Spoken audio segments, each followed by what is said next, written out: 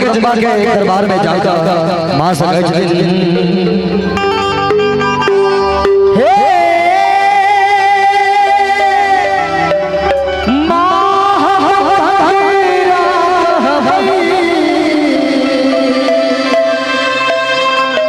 ककरा सरस वही बजे कहिया दुर्गा महारानी की हे ककरा वही ककरा सरस वही बजे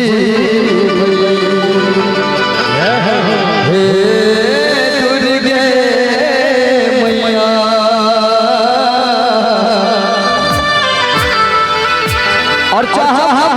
मां के वंदना में सुगुण हाथ उठा और भगवती भजन में शब्द उठा लिया सबको हाथ कई बेटा के कहिया को लगे पे तुझ के मैया बेटा के कहिया को लगे जितना के लिखल में जजनो दुख में मौत तेरा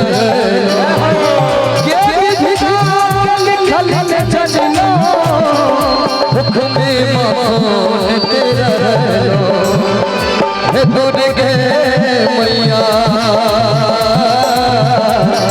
हे दुर्गे मैया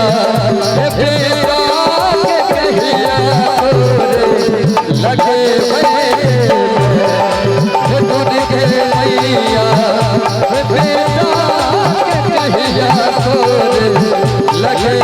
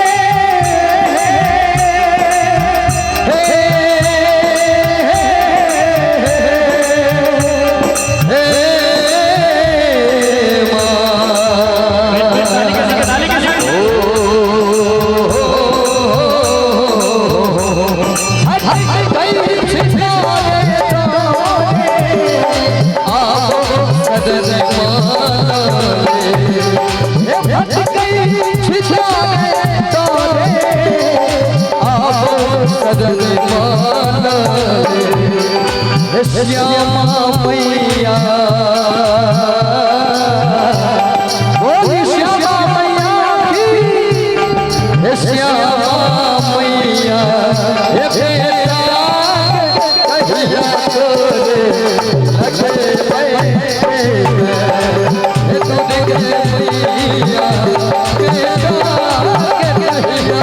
तोरे लगे